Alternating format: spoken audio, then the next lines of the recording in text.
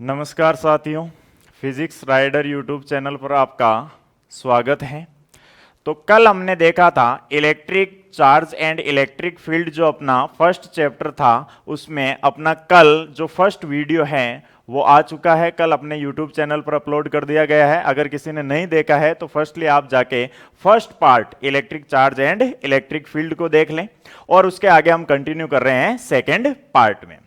कल हमने लास्ट जो टॉपिक था उसके अंदर हमने डिस्कस किया था चार्जिंग के मेथड्स, यानी आप किसी भी ऑब्जेक्ट को किन मेथड से चार्ज कर सकते हो, जिसमें हमने फ्रिक्शन देखा था, कंडक्शन देखा था और इंडक्शन। उसके बाद आज हम बात करेंगे प्रॉपर्टीज ऑफ चार्ज। नेक्स्ट अपना टॉपिक होने वाला है आज properties of charge. Normal charge की प्रॉपर्टीज होती है उनके बारे में, इससे चार्ज से रिलेटेड नॉर्मल जानकारी हमने पीछे वाले वीडियो में डिस्कस कर ली है कि चार्ज एक स्केलर क्वांटिटी होती है, इसकी यूनिट्स क्या होती है, डायमेंशन क्या होती है। आज इसकी देख रहे हैं कि प्रॉपरली ये अपने नेचर में अपने आसपास कैसी प्रॉपर्टीज शो करता है। तो फर्स्ट प्रॉपर्टी की बात करते हैं हम, additive nature of charge. Additive nature of charge. देखो, first property additive nature of charge. तो चार्ज का जो नेचर होता है ये एडिटिव होता है। तो इस एडिटिव वर्ड का मीन क्या है, मैं एक एग्जांपल ले रहा हूं। जैसे मान लो आपके पास कोई भी एक सिस्टम है, आइसोलेटेड सिस्टम है, इसमें बहुत सारे चार्ज अवेलेबल है। जैसे मान लो +Q1 -Q2 +Q3 -Q4, ऐसे बहुत सारे चार्ज अवेलेबल है। आपसे यह पूछा जाए कि नेट चार्ज कितना है सिस्टम से रिलेटेड, अगर इस सिस्टम से रिलेटेड नेट चार्ज की बात आती है तो इस सिस्टम के अंदर बहुत सारे चार्ज अवेलेबल है। जैसे Q1 Q2 Q3 ऐसे मान सकते हो कि इनफाइनाइट चार्ज अवेलेबल है। जैसे हम मान सकते हैं कि नंबर ऑफ चार्जेस n है मान लो। और अब इस सिस्टम से रिलेटेड आपको नेट चार्ज पूछा जाए तो यहां पर काम में आने वाला जो नेचर है अपने चार्ज का वो है एडिटिव नेचर, जो ये बताता है कि किसी भी आइसोलेटेड सिस्टम से रिलेटेड जो नेट चार्ज होता है उस सिस्टम में अवेलेबल सारे जो चार्जेस होता है उनका एल्जेब्रिक सम के इक्वल होता है। Because charge is a scalar quantity, तो चार्ज का एल्जेब्रिक सम होता है। तो यहां पर जो क्यू नेट चार्ज होगा वो होगा Q1 -Q2 +Q3 -Q4, यानी प्लस वाला चार्ज है तो प्लस लोगे और माइनस वाला है तो माइनस, क्योंकि यहां पर जो चार्ज का सम होगा वो होगा एल्जेब्रिक सम। तो किसी भी आइसोलेटेड सिस्टम से रिलेटेड अगर आपको नेट चार्ज फाइंड आउट करना है तो एडिटिव नेचर ऑफ चार्ज आपको यह कहता है कि उस सिस्टम से रिलेटेड जो नेट चार्ज होगा उस सिस्टम में अवेलेबल सारे चार्जेस का क्या कर दो, एल्जेब्रिक सम कर दो, तो आपको मिल जाएगा net charge of that system. यह अपने फर्स्ट नेचर होता है, फर्स्ट प्रॉपर्टी ऑफ चार्ज होती है, जिसे बोलते हैं एडिटिव नेचर ऑफ चार्ज। अब बात करते हैं सेकंड नेचर की।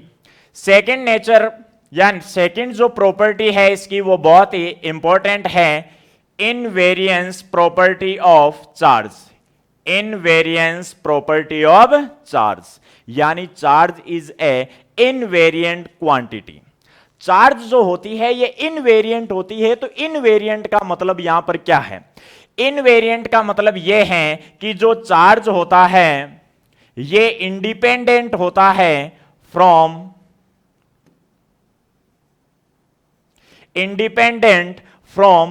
फ्रेम ऑफ रेफरेंस, यानी ये किसी भी फ्रेम ऑफ रेफरेंस से इंडिपेंडेंट होता है। इस पर फ्रेम ऑफ रेफरेंस का कोई फर्क नहीं पड़ता है। कहने का मतलब यह हो गया कि अगर आपके पास कोई आइसोलेटेड सिस्टम है, मान लो आप उसको अर्थ पर रखे हुए हो और उसके अंदर प्लस का 5 कूलम चार्ज है, तो अगर आप उसको यहां से मून पर लेके चले जाते हो, यानी फ्रेम ऑफ रेफरेंस चेंज भी कर देते हो, तो उस कंडीशन में भी आइसोलेटेड सिस्टम से रिलेटेड जो चार्ज होगा उस पर कोई फर्क नहीं पड़ेगा। तो आप कहोगे कि charge is independent from frame of reference, किसी भी फ्रेम ऑफ रेफरेंस का चार्ज पर कोई फर्क नहीं पड़ता है। या इसी को आप दूसरे तरीके से कहो तो आप यह कह सकते हो कि जो चार्ज होता है, charge does not depend on, depend on velocity, charge velocity पर डिपेंड नहीं करता है। वेलोसिटी पर डिपेंड नहीं करने का मतलब यह है कि जैसे आपने मास के अंदर देखा होगा कि कोई भी ऑब्जेक्ट होता है, उसका जो मास होता है वो दो तरीके से हम फाइंड आउट करते हैं। एक होता है रेस्ट मास और एक होता है डायनेमिक मास, जो होता है मोशनल कंडीशन के अंदर। रेस्ट मास तो किसी भी ऑब्जेक्ट का ऑलवेज फिक्स्ड होता है, जो चेंज नहीं होता है। लेकिन हमें पता है कि जो डायनेमिक मास होता है या मोशनल कंडीशन में जो मास होता है, जैसे हमने कल भी डिस्कस किया था, m is equal to m naught upon root 1 minus v square upon c square के फॉर्म में वेरी करता है। यानी अगर किसी भी सिस्टम या ऑब्जेक्ट की वेलोसिटी चेंज हो रही है तो उसका मास चेंज होता है, that means mass depends on velocity. But charge does not depend on velocity. यानी आप ये कह सकते हो कि किसी भी सिस्टम से रिलेटेड जो चार्ज रेस्ट कंडीशन में होगा उतना ही चार्ज मोशन वाली कंडीशन में होगा। ये वेलोसिटी के अकॉर्डिंग कभी भी चेंज नहीं होता है। इस प्रॉपर्टी को बोलते हैं invariance of charge. That means एक स्टेट फॉर्म में आप ये कह सकते हो कि charge is a invariant quantity. और इनवेरिएंट या इनवेरियंस का यहां पर मीन क्या होगा? Charge is independent from frame of reference. Frame of reference से ये इंडिपेंडेंट होता है। या आप इसको ये कह सकते हो कि charge does not depend on velocity या स्पीड पर डिपेंड नहीं करता है। जितना चार्ज रेस्ट कंडीशन में होगा उतना ही मोशनल कंडीशन में होगा। बट जैसा कि हमने पहले डिस्कस किया है कि चार्ज एक ऐसी फंडामेंटल प्रॉपर्टी ऑफ मैटर है जैसे कि मास एक प्रॉपर्टी होती है। तो मास और चार्ज एक दूसरे के साथ रिलेट करते हैं, एसोसिएटेड हैं। बट यहां पर जो ये प्रॉपर्टी है इसमें चार्ज और मास दोनों अलग अलग है कि मास है वो डिपेंड करता है speed of object, but charge depend नहीं करता है, स्पीड और वेलोसिटी पर डिपेंड नहीं करता है। इस प्रॉपर्टी को बोलते हैं इनवेरियंस ऑफ चार्ज। ये अपनी चार्ज की सेकंड प्रॉपर्टी होती है। अब इसके आगे बात करते हैं थर्ड प्रॉपर्टी। थर्ड प्रॉपर्टी कौन सी शो करता है चार्ज? तो थर्ड प्रॉपर्टी आपके आती है conservation of charge. Conservation of charge. देखो, charge is a conserved quantity. जिस तरीके से आपने मास कंजर्वेशन पढ़ा है, एनर्जी कंजर्वेशन पढ़ा है, उसी तरीके से चार्ज का भी कंजर्वेशन होता है। Charge is also a conserved quantity. तो चार्ज कंजर्व कैसे होता है? तो सेम ऐसे जैसे एनर्जी वाला कंजर्वेशन लॉ सबने रट रखा होगा, उसी तरीके से कि energy neither be create nor be destroy, same ऐसे ही चार्ज के लिए भी होता है कि किसी भी सिस्टम से रिलेटेड जो चार्ज होता है वो ऑलवेज उस सिस्टम का चार्ज होता है। उसको आप ट्रांसफर कर सकते हो इलेक्ट्रॉन के फॉर्म में कि excess of electron, deficiency of electron, या तो इलेक्ट्रॉन दे सकते हो या फिर इलेक्ट्रॉन ले सकते हो। जिस तरीके से एनर्जी ट्रांसफर होती है सेम वैसे ही चार्ज को आप उसी तरीके से ट्रांसफर कर सकते हो इलेक्ट्रॉन्स के फॉर्म में। लेकिन वही बात यहां पर आती है कि charge neither be create nor be destroy, यानी आप चार्ज को भी बना नहीं सकते और न ही उसको नष्ट कर सकते हो, खत्म कर सकते हो। किसी भी सिस्टम से रिलेटेड जो चार्ज होता है वो ऑलवेज उस सिस्टम का कांस्टेंट चार्ज होता है। सिर्फ आप उसको इलेक्ट्रॉन बाहर निकालकर या एक्स्ट्रा इलेक्ट्रॉन देकर उसमें चार्ज ट्रांसफर कर सकते हो, चार्ज को क्रिएट और डिस्ट्रॉय नहीं कर सकते हो। तो कंजर्वेशन ऑफ चार्ज का मीन क्या है? Charge neither be create, charge neither be create nor be destroy, यानी आप चार्ज को न तो बना सकते हो और न इसे डेस्ट्रॉय कर सकते हो। अब ये जो चार्ज है उसका कंजर्वेशन आपको कहां देखने को मिलता है? तो बहुत सारे जबरदस्त एग्जांपल्स हैं कि जहां पर आपको चार्ज का कंजर्वेशन देखने को मिलता है। एक आपने आगे जो 12th की फिजिक्स पढ़ेंगे हम, उसमें एक टॉपिक है अपने न्यूक्लियर फिजिक्स। न्यूक्लियर फिजिक्स के अंदर बहुत सारे ऐसे फिनोमिना हैं जो परफेक्टली एग्जाम्पल होते हैं कंजर्वेशन ऑफ चार्ज के। जैसे देखो, रेडियो एक्टिव डिके, जिसमें अल्फा डिके, बीटा डिके और गामा डिके देखेंगे हम कि उनके अंदर चार्ज किस तरीके से कंजर्व रहता है। उसी तरीके से आप देखोगे कि एक जो न्यूट्रॉन होता है वो प्रोटॉन में किस तरीके से डिके होता है और एक प्रोटॉन न्यूट्रॉन में किस तरीके से डिके होता है। यानी आप ये कह सकते हो कि neutron decay, proton decay are also examples of conservation of charge. उसी तरीके से न्यूक्लियर रिएक्शंस पढ़ेंगे जिनके दो टाइप्स होते हैं, nuclear fission and nuclear fusion. Nuclear fission और nuclear fusion both are also examples of conservation of charge. एक आता है आपके पेयर रिप्रोडक्शन सिस्टम भी आता है जिसके अंदर भी चार्ज है वो कंजर्व्ड रहता है। तो अभी यहां पर हम कोई भी परफेक्ट एग्जांपल इसका न लेके हम आगे डिस्कस करेंगे कि जब न्यूक्लियर फिजिक्स पढ़ेंगे तो ये सारी प्रोसेस वहां पर आपको मिलेगी जहां पर हम ये देखेंगे कि किस तरीके से जो चार्ज होता है वो कंजर्व्ड रहता है किसी भी सिस्टम के अंदर या किसी भी रिएक्शन से रिलेटेड, जैसे न्यूक्लियर रिएक्शंस हो चाहे रेडियो एक्टिव डीके रिएक्शंस हो, प्रोसेस हो, इन सब में चार्ज कैसे कंजर्व्ड रहता है। तो आप एग्जांपल्स के फॉर्म में अभी तक केवल यही ध्यान रखें कि बहुत सारी ऐसी रिएक्शंस आपके सामने आएगी जिनके अंदर आपका चार्ज है वो कंजर्व्ड रहता है। तो radioactive decay, neutron decay, साथ में प्रोटॉन डीके ले सकते हो आप, न्यूक्लियर रिएक्शंस जिसमें न्यूक्लियर फ्यूजन और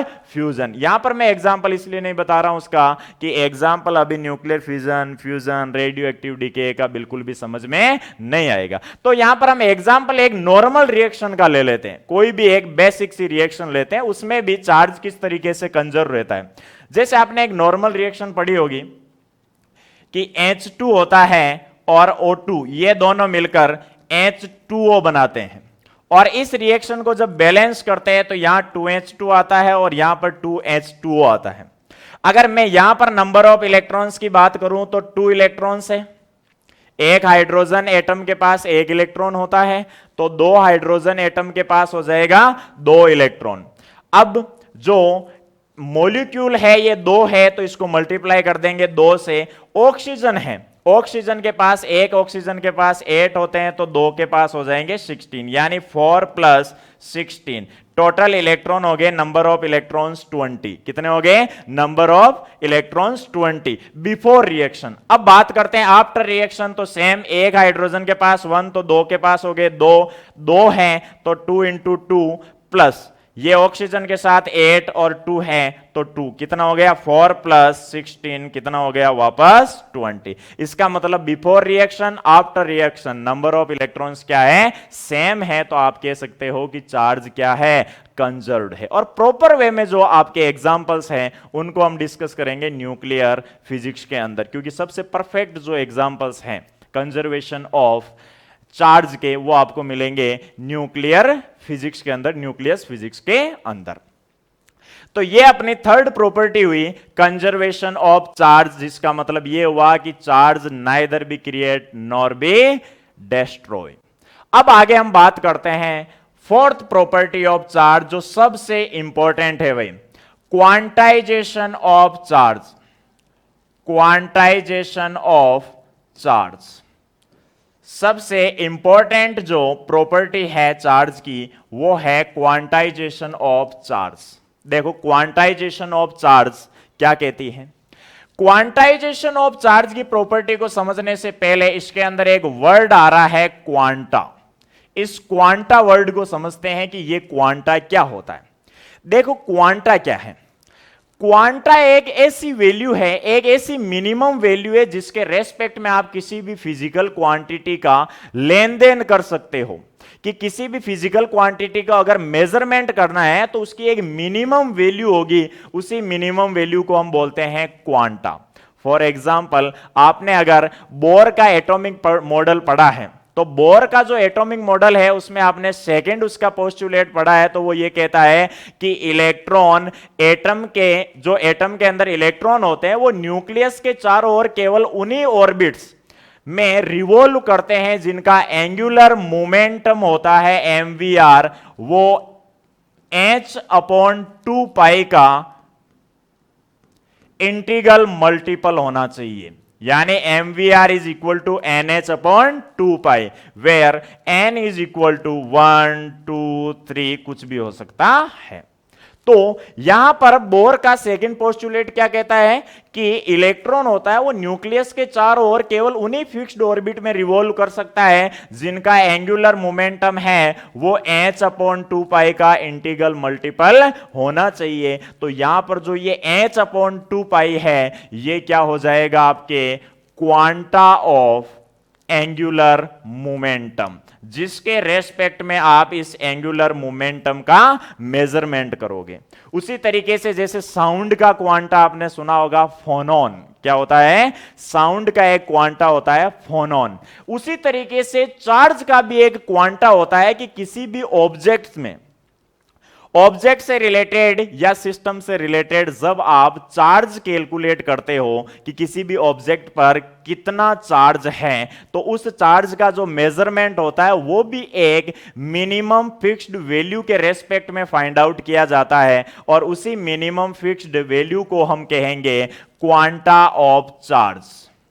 तो किसी भी ऑब्जेक्ट पर जो चार्ज होता है वो चाहे किसी भी मेथड से उस ऑब्जेक्ट पर आया हुआ हो, लेकिन उसका जो मेजरमेंट है, उसकी जो वैल्यू फाइंड आउट की जाती है वो हमेशा एक फिक्स्ड वैल्यू, जिसको आप डिनोट करते हो ई से, जिसकी वैल्यू होती है 1.6 इंटू 10⁻⁻19 कूलाम के इंटीग्रल मल्टीपल होता है। यानी कोई भी ऑब्जेक्ट है उस पर जो चार्ज होगा वो ऑलवेज 1.6 इंटू 10⁻⁻19 कूलाम का इंटीग्रल मल्टीपल होगा। यानी आप ये कह सकते हो कि ऑब्जेक्ट से रिलेटेड जो चार्ज है Q इज इक्वल टू हो जाएगा प्लस माइनस NE, जहां पर प्लस पॉजिटिव चार्ज के लिए और माइनस हो जाएगा नेगेटिव यानी इलेक्ट्रॉन्स के लिए। Where value of E 1.6 into 10⁻⁻19 coulomb, ये आपको याद रखना है। तो आपका क्वेश्चन यहां पर यह बन सकता है कि value of quanta of charge कितनी होती है। तो value of quanta of charge I है आपके पास 1.6 इंटू 10⁻⁻19 कूलाम, जो इलेक्ट्रॉन पर चार्ज के इक्वल होती है और प्रोटॉन पर चार्ज के भी इक्वल होती है। दोनों पर मैग्नीट्यूड फॉर्म में इतना ही चार्ज होता है, सिर्फ नेचर जो होता है वो इलेक्ट्रॉन का नेगेटिव होता है और प्रोटॉन का पॉजिटिव चार्ज होता है। तो क्वांटाइजेशन ऑफ चार्ज क्या है? चार्ज किसी भी मेथड से आपके पास आ रहा हो या किसी भी ऑब्जेक्ट पर जो चार्ज है वो चाहे किसी भी मेथड से आए, लेकिन इसका जो लेन देन होता है, इसका जो मेजरमेंट होता है वो हमेशा एक fixed minimum value which is 1.6 into 10⁻⁻19 coulomb, इसी के रेस्पेक्ट में किया जाता है और इसी वैल्यू को हम बोलते हैं क्वांटा ऑफ चार्ज, और इस प्रॉपर्टी को हम नाम देते हैं क्वांटाइजेशन ऑफ चार्ज। इसका मतलब जो चार्ज होता है किसी भी ऑब्जेक्ट पर वो हमेशा E का इंटीग्रल मल्टीपल होता है, इंटीग्रल मल्टीपल, वेयर n हो जाएगा आपके 1 2 3 इंटीजर है सारे के सारे।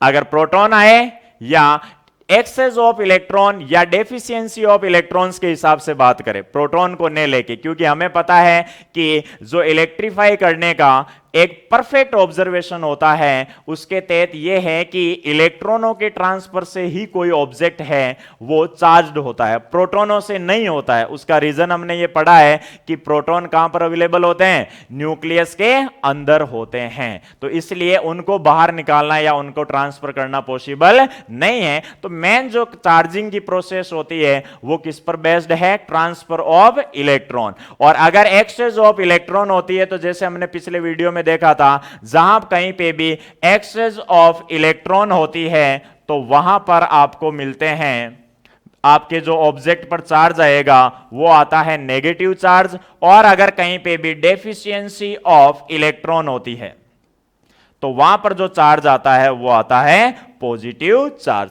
तो अगर किसी भी ऑब्जेक्ट में एक्सेस ऑफ इलेक्ट्रॉन है दैट मींस नेगेटिव आ जाएगा चार्ज, और अगर डेफिशिएंसी ऑफ इलेक्ट्रॉन है तो वहां पर चार्ज आ जाएगा पॉजिटिव चार्ज आ जाएगा। तो आप किसी भी ऑब्जेक्ट पर जो चार्ज है वो फाइंड आउट कर सकते हो इस फॉर्मूले की हेल्प से, Q is equal to plus minus NE, where N is equal to 1 2 3 4 5 जितने भी आपके हैं एक्सेस ऑफ इलेक्ट्रॉन या डेफिशिएंसी ऑफ इलेक्ट्रॉन है वो वैल्यू आप रख सकते हो। अब तो यहां पर जो E आया आपके पास जिसकी वैल्यू है 1.6 into 10 to power minus 19 coulomb, इसको आप कह सकते हो quanta of charge, quanta of charge. और इसका एक दूसरा नाम और होता है, इसको एलिमेंट्री चार्ज भी बोला जाता है भाई, एलिमेंट्री चार्ज भी इसको बोला जाता है। तो कई बार आपसे यह पूछ लिया जाए, क्वांटा ऑफ चार्ज ने कह के आपसे यह पूछ ले कि एलिमेंट्री चार्ज की वैल्यू क्या होती है, तो एलिमेंट्री चार्ज की वैल्यू भी कितनी होती है 1.6 into 10 to power minus 19 coulomb. अब देखो यहां से और इसी से क्या क्वेश्चन बनता है, minimum possible charge, minimum possible charge on an object, यानी किसी भी ऑब्जेक्ट पर मिनिमम कितना चार्ज हो सकता है, तो वो भी यही है 1.6 into 10 to power minus 19 coulomb. इससे छोटा कभी भी चार्ज नहीं हो सकता क्योंकि क्वांटा ऑफ चार्ज यही है। तो आपसे यहां से भी क्वेश्चन बन सकता है कि किसी भी ऑब्जेक्ट पर मिनिमम पॉसिबल चार्ज कितना होता है, तो मिनिमम पॉसिबल चार्ज कितना होता है 1.6 into 10 to power minus 19 coulomb. यह मिनिमम पॉसिबल चार्ज होता है किसी भी ऑब्जेक्ट पर। क्लियर है यहां तक? अब हम बात करते हैं कि कोई भी ऑब्जेक्ट होता है उससे रिलेटेड आपको अगर चार्ज फाइंड आउट करना है, तो चार्ज फाइंड आउट करने के लिए वहां पर कौन सा चार्ज पॉसिबल हो सकता है और कौन सा चार्ज पॉसिबल नहीं हो सकता है। कई बार ऐसा क्वेश्चन आपसे पूछ लिया जाता है कि कोई भी ऑब्जेक्ट पर इतना चार्ज है, बताओ कि यह चार्ज पॉसिबल है या नहीं है। मिनिमम पॉसिबल तो कितना आ गया आपके पास 1.6 into 10 to power minus 19 coulomb. तो देखो आगे हम डिस्कस कर रहे हैं कि कोई भी ऑब्जेक्ट है उस पर मैं आपको एक दो चार्ज की वैल्यूज दे रहा हूं, क्या ये पॉसिबल है या नहीं है। जैसे फर्स्ट हम बात करते हैं 1.6 into 10 to power minus 20 coulomb, 10 to power minus 20 coulomb charge है। मान लो आपको कह दिया जाए कि किसी भी ऑब्जेक्ट है उस पर 1.6 into 10 to power minus 20 coulomb charge है, बताओ कि यह चार्ज पॉसिबल है या नहीं है। आपको यस और नो में आंसर देना है। तो देखो कि चार्ज पॉसिबल है या नहीं है, तो चार्ज की पॉसिबिलिटी का पता कैसे लगाओगे। हमें यह पता है कि किसी भी ऑब्जेक्ट पर जो चार्ज होता है वो E का इंटीग्रल मल्टीपल होता है, यानी n की वैल्यू इंटीजर आनी चाहिए। तो देखते हैं हमारे पास फॉर्मूला है Q is equal to n e, n find out करते हैं तो n इज इक्वल टू हो जाएगा Q upon E। n is equal to Q की वैल्यू आपके पास है 1.6 into 10 to power minus 19, E की वैल्यू आपको जानते ही हो Q की वैल्यू आपको दे रखी है -20, 1.6 इंटू E की वैल्यू होती है 10 टू पावर माइनस 19, 1.6 से 1.6 कैंसिल, जो पावर है उसमें n इज इक्वल टू ये ऊपर जाएगा तो पॉजिटिव हो जाएगा, यानी वैल्यू आ जाएगी 10 टू पावर -1, यानी आप इसको लिख सकते हो 1.10 या आप कह सकते हो 0.1। तो बताइए कि क्या 0.1 इंटीग्रल मल्टीपल या आप ये कह सकते हो क्या इंटीजर है या नहीं है। तो ये इंटीजर नहीं है। इसका मतलब क्या हो जाएगा कि किसी भी ऑब्जेक्ट पर यह चार्ज पॉसिबल नहीं है। 1.6 इंटू 10⁻⁻20 कूलाम चार्ज किसी भी ऑब्जेक्ट पर पॉसिबल नहीं हो सकता है। अब बात करते हैं, जैसे और एग्जांपल लेते हैं।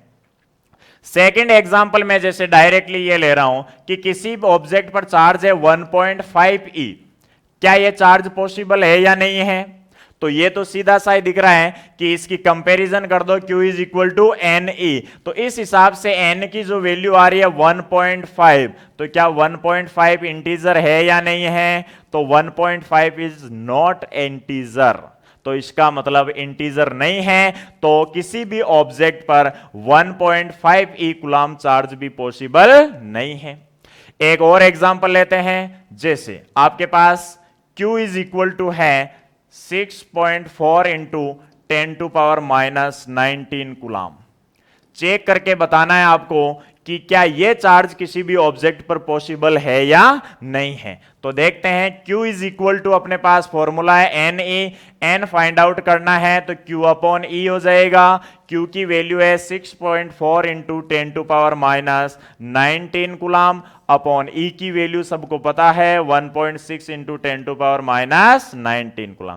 कैंसिल, ये हो जाएगा आपके n इज इक्वल टू 4। इसका मतलब n इज इक्वल टू 4 क्या है? इंटीजर है। क्या है? इंटीजर। इसका मतलब ये चार्ज किसी भी ऑब्जेक्ट पर हो सकता है, इसकी पॉसिबिलिटी है। तो कोई भी ऑब्जेक्ट पर आपसे यह पूछा जाए कि चार्ज पॉसिबल है या नहीं है, तो इसके लिए आपको क्या चेक करना होता है? n चेक करना होता है कि अगर n इंटीग्रल मल्टीपल फॉर्म में इंटीजर आ जाए, तो इंटीजर आएगा तो वो चार्ज पॉसिबल है। अगर इंटीजर ने आके डेसिमल फॉर्म में, ऐसी कोई फ्रैक्शन फॉर्म में आ रहा है, तो वहां पर वो चार्ज पॉसिबल नहीं होगा। अब हम आगे बात करते हैं,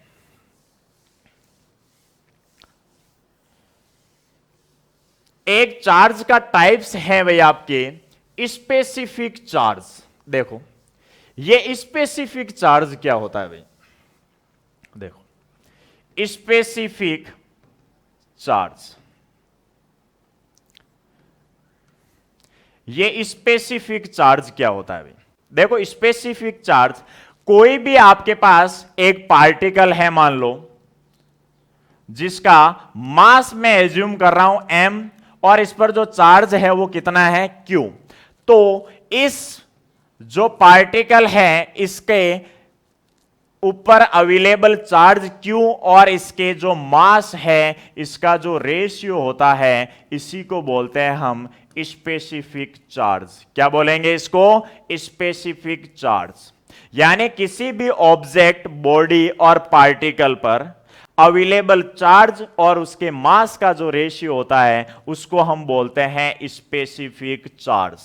अब देखो यहां पर जो पॉइंट है वो नोट डाउन करने वाला ये है कि हमने पीछे देखा कि charge is a invariant quantity, that means charge does not depend on velocity, but specific charge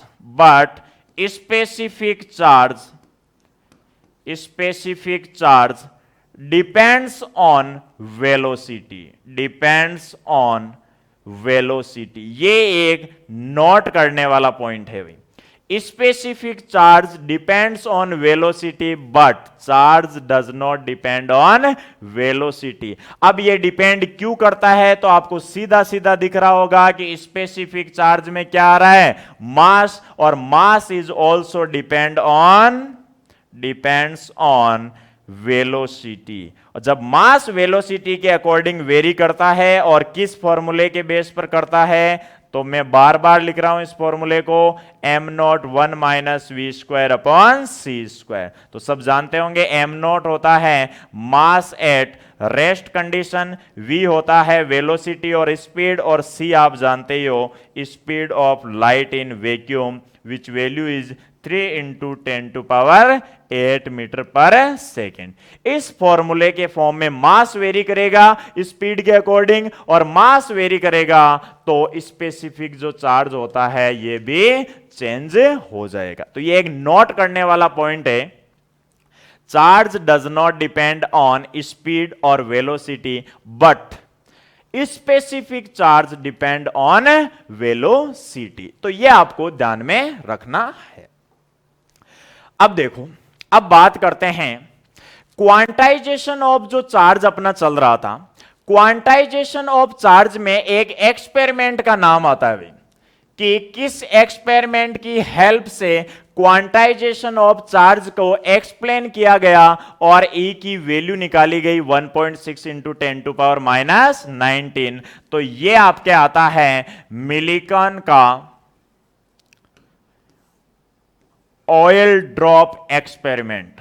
oil drop experiment RBSE board के लिए ये क्वेश्चन इंपॉर्टेंट है कि क्वांटाइजेशन ऑफ चार्ज का जो एक्सप्लेनेशन है वो कौन से एक्सपेरिमेंट से किया जाता है, तो वो किया जाता है मिलिकन ऑयल ड्रॉप एक्सपेरिमेंट। तो ये आपको ध्यान में रखना है। बाकी ये क्या होता है ये अपने सिलेबस से बाहर है। मिलिकन ऑयल ड्रॉप एक्सपेरिमेंट, अपने सिर्फ इसका नाम पता होना चाहिए आपको कि क्वांटाइजेशन ऑफ चार्ज है वो किस एक्सपेरिमेंट की हेल्प से प्रूव किया जाता है, तो मिलिकन ऑयल ड्रॉप एक्सपेरिमेंट की हेल्प से आप क्वांटाइजेशन ऑफ चार्ज को एक्सप्लेन करते हो। अब इसमें क्वांटाइजेशन ऑफ चार्ज में जैसे जैसे रिसर्च हो रहे हैं तो एक आपने पार्टिकल का नाम सुना होगा क्वार्क्स, जिन पर आपको पता है तो चार्ज होता है -e/3 और +2/3 e के, U और D, अप और डाउन क्वार्क्स जिनको बोला जाता है। यानी यह देखा गया है कि जो न्यूक्लियॉन्स है, प्रोटॉन और न्यूट्रॉन, ये खुद भी क्वार्क्स पार्टिकल से मिलकर बने होते हैं। लेकिन अभी तक stability of quarks in any isolated system prove नहीं हुआ है। तो अभी तक आप क्वांटाइजेशन चार्ज में चार्ज ऑन इलेक्ट्रॉन यानी 1.6 इंटू 10 टू पावर माइनस 19 के रेस्पेक्ट में ही आप क्वांटाइजेशन ऑफ चार्ज को एक्सप्लेन करते हो, क्वार्क शिफ्ट के फॉर्म में नहीं करते हो। अगर आगामी माना जाए कि आगामी मान लो कोई ऐसा एक्सपेरिमेंट हो ही जाए जिसके अंदर इनकी स्टेबिलिटी प्रूव हो जाए, तो हो सकता है क्वांटाइजेशन ऑफ चार्ज को चेंज किया जा सकता है, लेकिन अभी तक ऐसी कोई पॉसिबिलिटी नहीं है। तो क्वांटाइजेशन ऑफ चार्ज को आप अभी इलेक्ट्रॉन्स पर जो charge minimum 1.6 into 10 to power minus 19 coulomb होता है, इसी के रेस्पेक्ट में क्वांटाइज्ड माना जाता है। यह हुआ आपका क्वांटाइजेशन ऑफ चार्ज। तो इसका एक सिंपल सा क्वेश्चन करते हैं कि मान लो कोई भी एक ऑब्जेक्ट है, उसको +1 कूलम चार्ज से पॉजिटिव चार्ज करना है आपको। एक कोई ऑब्जेक्ट है जिसको आपको +1 कूलम से चार्ज से पॉजिटिवली चार्ज करना है, तो बताओ इसमें से कितने इलेक्ट्रॉन बाहर निकालने होंगे। नंबर ऑफ इलेक्ट्रॉन्स आपको फाइंड आउट करना है कि कितने नंबर ऑफ इलेक्ट्रॉन्स इस ऑब्जेक्ट से बाहर निकाले कि आपका ये जो ऑब्जेक्ट है ये +1 कूलम चार्ज से पॉजिटिवली चार्ज्ड हो जाए। तो 1 कूलम चार्ज के कॉरेस्पॉन्डिंग जो नंबर ऑफ इलेक्ट्रॉन्स होते हैं, चाहे -1 कूलम से अगर चार्ज करोगे तो उतने इलेक्ट्रॉन्स देने होंगे और +1 से करोगे तो उतने लेने होंगे। तो ये फिक्स वैल्यू आपको याद भी रखना है बाद में। तो देखो Q इज इक्वल टू आपके पास होता है Ne, और Q की वैल्यू आपको दे रखी है 1 कूलम N, E की वैल्यू आप जानते हो 1.6 into 10 to power minus 19 coulomb. Then N is equal to आ जाएगा 1/1.6 into 10 to power minus 19 coulomb. इस पूरे को सॉल्व करोगे तो ये वैल्यू आएगी 6.25 इंटू 10 टू पावर 18 इलेक्ट्रॉन्स। ये वैल्यू आपको याद भी होनी चाहिए भाई कि 1 कूलम चार्ज से अगर किसी भी ऑब्जेक्ट को आप चार्ज करते हो, चाहे पॉजिटिवली चार्ज करो चाहे नेगेटिवली चार्ज, अगर पॉजिटिवली चार्ज करोगे तो इतने नंबर ऑफ इलेक्ट्रॉन्स उससे बाहर निकालने होंगे, और अगर नेगेटिवली चार्ज करोगे तो इतने नंबर्स ऑफ इलेक्ट्रॉन्स उसको देने होंगे। तो 1 कूलम जो चार्ज होता है उसके कॉरेस्पॉन्डिंग आपको इलेक्ट्रॉन्स कितने चाहिए होते हैं भाई, 6.25 इंटू 10 टू पावर 18 इलेक्ट्रॉन्स। ये आपको डायरेक्टली वैल्यू पता होनी चाहिए। यह अपने चार्ज से रिलेटेड कुछ बेसिक जो जानकारी थी वो हुई है, जिसमें what is the charge, charge क्या है, कितने टाइप्स का होता है, नॉर्मल कौन सी प्रॉपर्टीज शो करता है, चार्ज के किसी भी ऑब्जेक्ट को चार्ज करने के मेथड्स क्या थे, जिसमें हमने देखा फ्रिक्शन, इंडक्शन, कंडक्शन।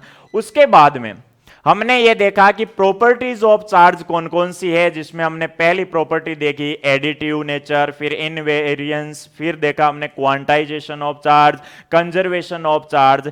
ये सारा हमने अभी तक देखा है जो एक बेसिक फॉर्म में चल रहा है। अब थोड़ा सा एंटर होते हैं मैथमेटिकली सिस्टम में। तो देखो हमने ये कहा है कि कोई भी सेम नेचर के अगर चार्ज होते हैं तो इनके बीच में एक नेचर के फॉर्म में देखें तो इन दोनों के बीच में लगता है रिपल्सन, चाहे माइनस क्यू हो तो इन दोनों कंडीशन में इन दोनों के बीच में होगा रिपल्सन। और अगर अपोजिट नेचर का कोई चार्ज हो जैसे प्लस क्यू और माइनस क्यू तो इस कंडीशन में इनके बीच में होता है अट्रैक्शन। तो एक्चुअल में आप जानते ही हो ये रिपल्सन और अट्रैक्शन का मीन क्या है कि इनके बीच में एक फोर्स अप्लाई हो रहा है कि अगर सेम नेचर के कोई चार्ज है तो इनके बीच में एक ऐसा फोर्स अप्लाई हो रहा है जो इन दोनों को एक दूसरे से दूर लेकर जा रहा है, यानी रिपेल कर रहा है एक दूसरे के साथ। और प्लस क्यू और माइनस क्यू में जो अट्रैक्शन आ रहा है ये किस वजह से आ रहा है कि इनके बीच में एक ऐसा फोर्स लग रहा है जो इन दोनों को पास पास लेकर आना चाह रहा है। तो इसी फोर्स के बारे में हम पढ़ेंगे आगे। इस फोर्स को बताने के लिए कूलॉम नामक जो साइंटिस्ट है, कूलॉम, आपको पता है चार्ज की जो एसआई यूनिट होती है ये भी क्या होती है, कूलॉम। तो ये कूलॉम एक साइंटिस्ट का नाम है और कूलॉम ने इसी फोर्स को, यानी दो जो चार्ज होते हैं उनके बीच में जो अट्रैक्टिव या रिपल्सिव फोर्स लगता है, इसी को बताने के लिए एक लॉ दिया जिसे बोलते हैं हम कूलॉम्स लॉ। काफी पॉपुलर लॉ है कूलॉम्स लॉ। तो देखो बात करते हैं अब कूलॉम्स लॉ की। देखो भाई कूलॉम्स लॉ क्या कहता है, इंपॉर्टेंट है कूलॉम्स लॉ।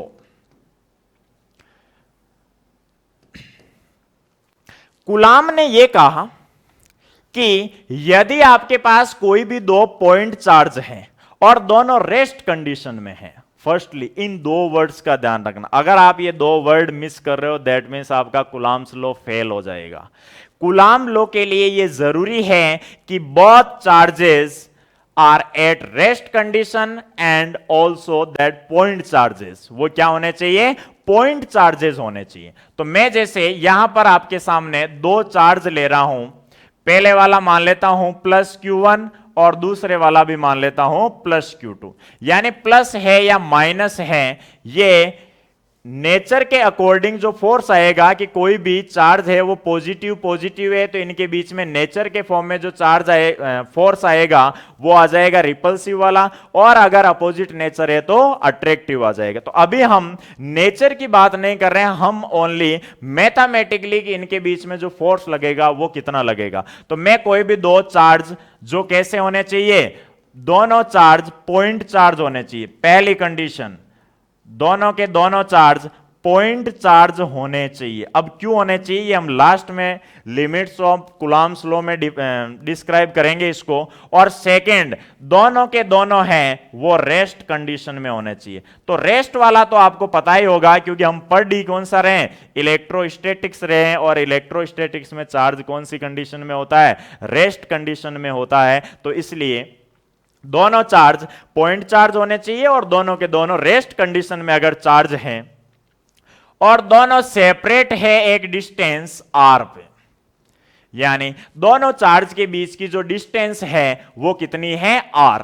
तो अब देखो ये चार्ज है, नेचर चाहे कोई सा भी हो, पॉजिटिव पॉजिटिव हो, नेगेटिव नेगेटिव हो या पॉजिटिव नेगेटिव, अभी हम नेचर की बात नहीं कर रहे हैं, लेकिन इन दोनों के बीच में एक फोर्स लगेगा जो अगर दोनों सेम नेचर के हैं तो कौन सा लग जाएगा, रिपल्सिव, और अगर अपोजिट नेचर के हैं तो कौन सा लग जाएगा, अट्रैक्टिव। लेकिन अभी हम वैल्यू फाइंड आउट कर रहे हैं कि ये जो फोर्स लगेगा ये कितना लगेगा। तो इन्हीं दोनों पॉइंट चार्ज जो रेस्ट पर है, जो सेपरेटेड है r डिस्टेंस पर, इनके बीच में जो फोर्स लगेगा जिसको आप इलेक्ट्रिक फोर्स भी बोल सकते हो या कूलॉम के फॉर्म में कूलॉम्स फोर्स भी इसको बोल सकते हो। तो कूलॉम ने इन दोनों के बीच में लगने वाले फोर्स के बारे में हमें बताया कि लगने वाला जो फोर्स होता है ये डायरेक्टली प्रोपोर्शनल होता है प्रोडक्ट ऑफ दैट चार्जेस, यानी Q1 और Q2 जो आपके पास चार्ज है इनके प्रोडक्ट के डायरेक्टली प्रोपोर्शनल होता है, और इन दोनों के बीच की जो डिस्टेंस है, सेपरेटिंग डिस्टेंस है, उसके स्क्वायर के इनवर्सली प्रोपोर्शनल होता है. It means F is directly proportional to Q1 Q2 and F is inversely proportional to 1 upon R square. अगर इन दोनों को कंबाइंड फॉर्म में लिखा जाए तो हम लिख सकते हैं F is directly proportional to Q1 Q2 upon R square.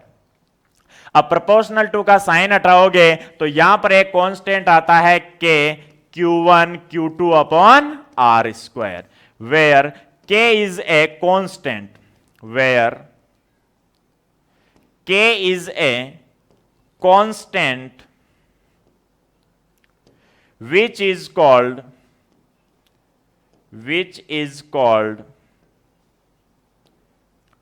Coulomb's constant. Coulomb's constant.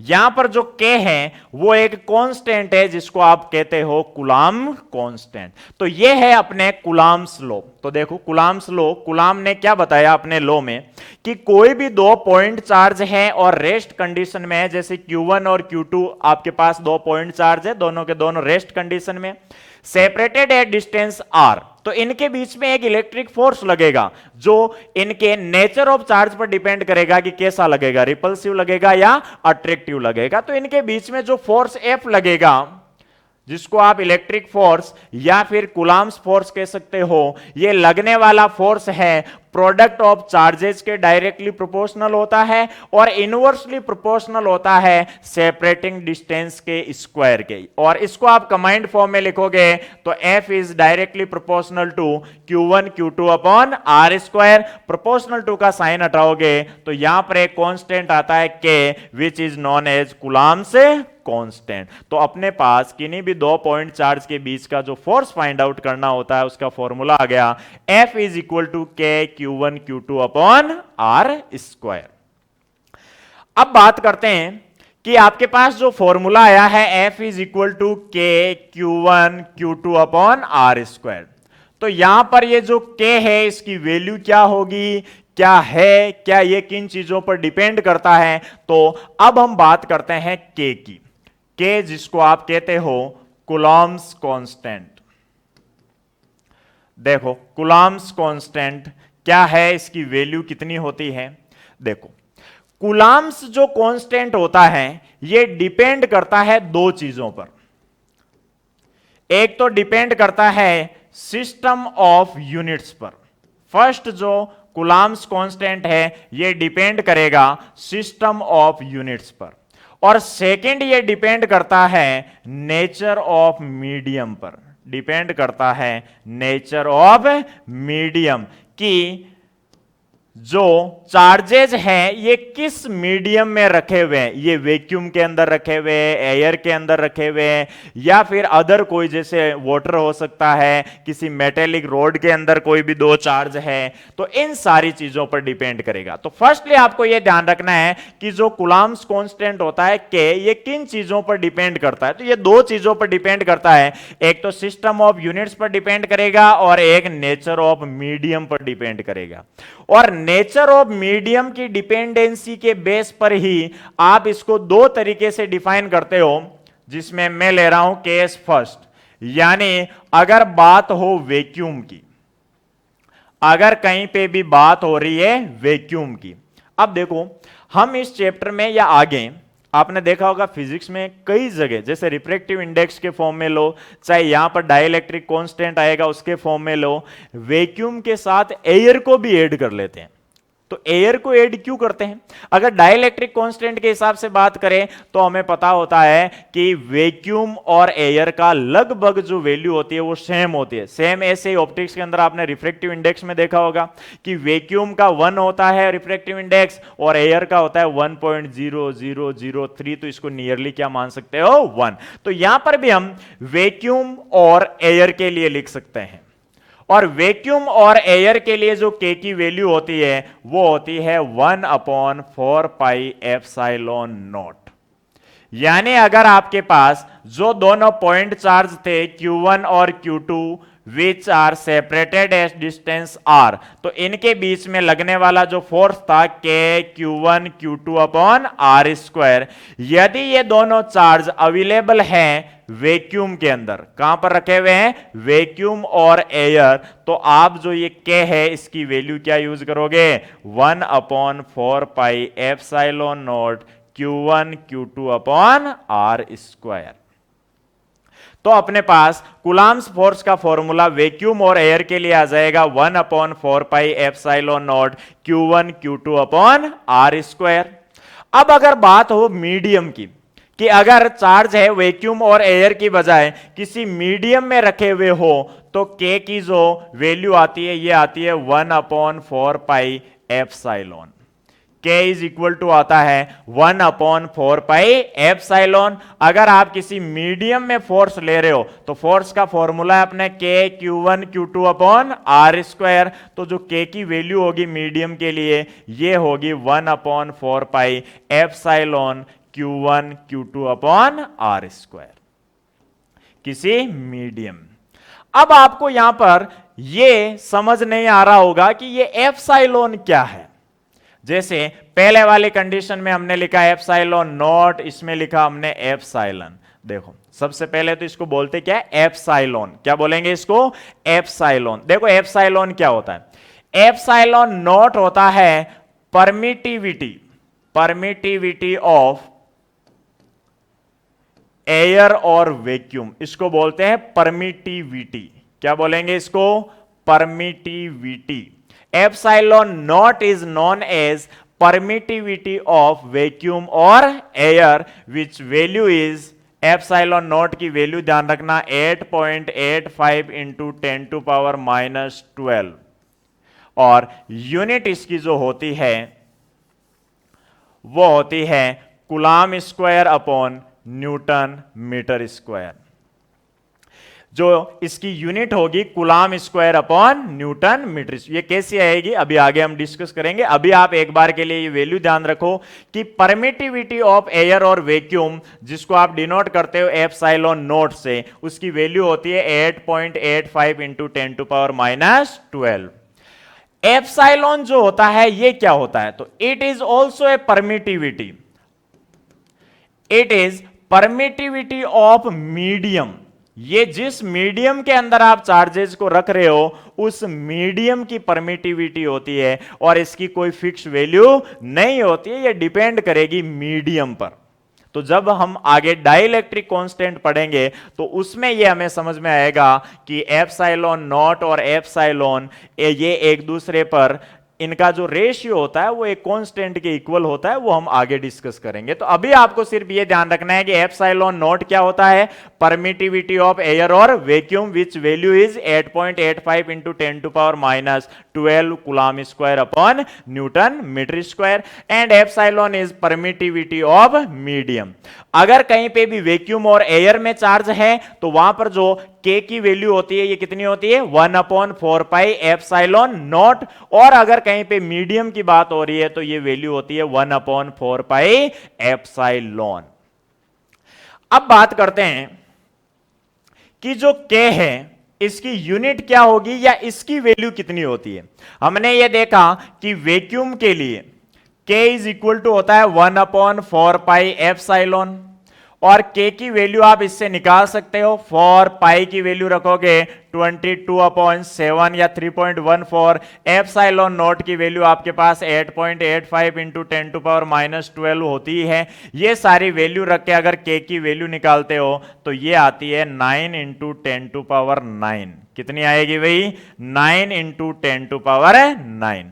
अब बात आती है यूनिट की, तो सबसे पहले फाइंड करते हैं यूनिट ऑफ K।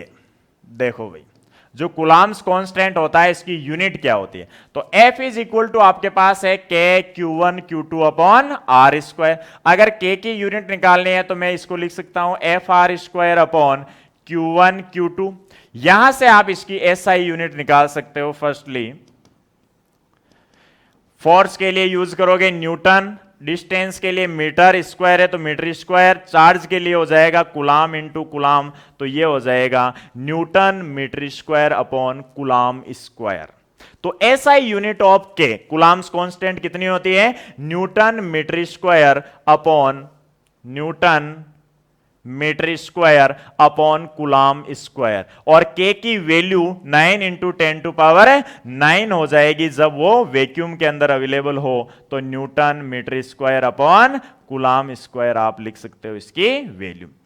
अब देखो के इज इक्वल टू होता है 1/4 एप्सिलॉन नॉट, तो हमें पता है 1/4 की कोई यूनिट होगी नहीं, तो इसका मतलब जो एप्सिलॉन नॉट की यूनिट होगी ये किसके बराबर होगी, 1/k की यूनिट के बराबर होगी। यानी के वाली यूनिट का क्या कर दो, उल्टा कर दोगे तो आपको किसकी यूनिट मिल जाएगी, एप्सिलॉन नॉट। और इसीलिए हमने एप्सिलॉन नॉट की वैल्यू क्या लिखी थी, 8.85 into 10 to power -12 coulomb square upon newton metre square. यानी newton metre square coulomb square का ये क्या हो जाएगी, अपोजिट हो जाएगी। अब बात करते हैं डायमेंशन ऑफ के की। अगर डायमेंशन आपको निकालनी है तो देखो यूनिट के हिसाब से निकाल सकते हो या फॉर्मूले से निकाल सकते हो। एफ बराबर आपके पास है के Q1 Q2 upon R square, यहां से के हमने निकाला तो आ जाएगा F R square upon Q1 Q2।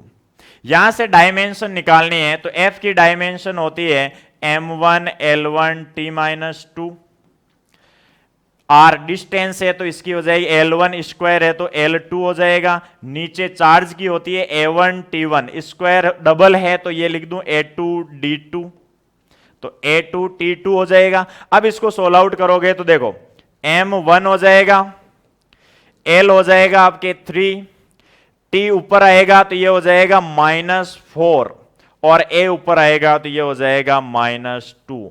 तो जो डायमेंशन ऑफ K होती है ये आती है आपके M1 L3 T-4 A-2।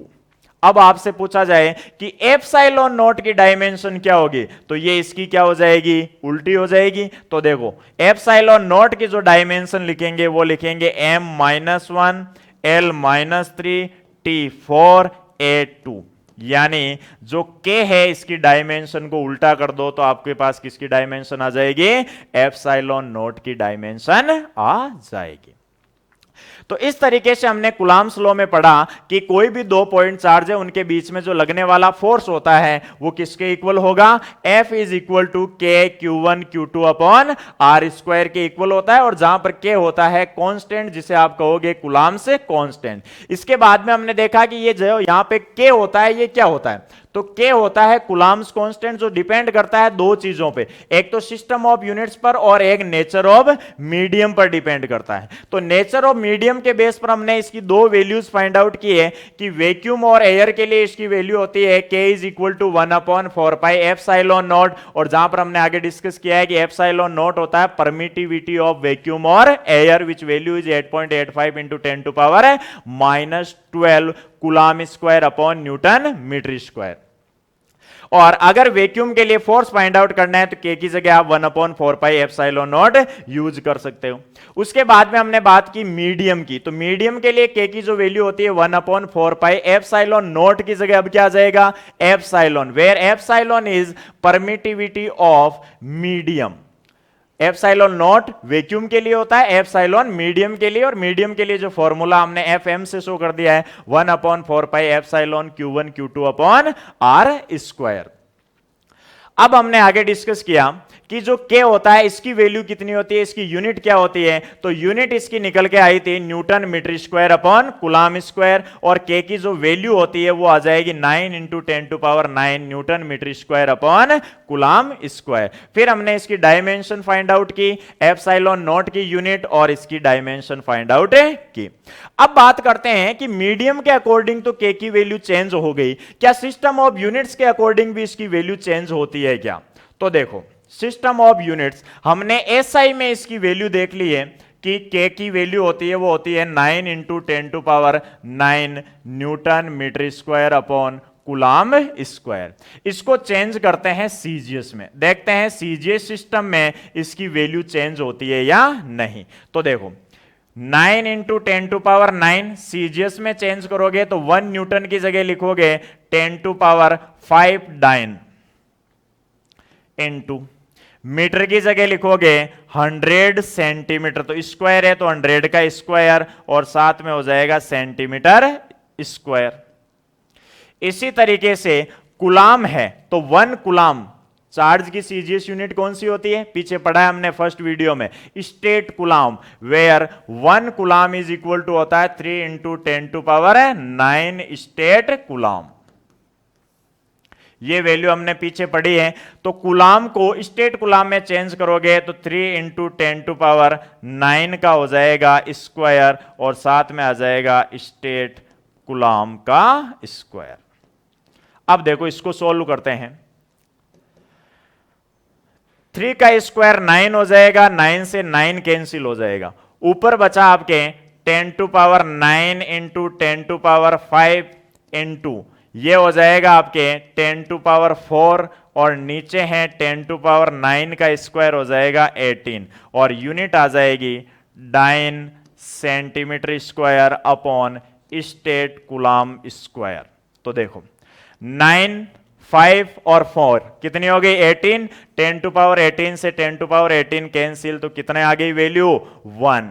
तो कहने का मतलब सीजीएस जो यूनिट है, सीजीएस यूनिट में अगर आपको के की वैल्यू निकालनी हो तो ये कितनी होती है 1 होती है। तो ये आपको ध्यान रखना है भाई, जो कूलाम्स कांस्टेंट के होता है इसकी एसआई सिस्टम में जो वैल्यू होती है ये कितनी होती है 9 into 10⁹ newton metre square upon coulomb square. लेकिन इसकी सीजीएस में क्या होती है, तो सीजीएस में कितनी है अपने पास 1 dyne centimetre square upon state coulomb square. इसका मतलब ये हुआ कि अपना जो के है वो डिपेंड करता है इन दो चीजों पर, एक तो सिस्टम ऑफ यूनिट्स पर और एक डिपेंड करता है नेचर ऑफ मीडियम। दोनों तरीके से ही के की वैल्यू किस तरीके से चेंज होती है हमने ये देख लिया।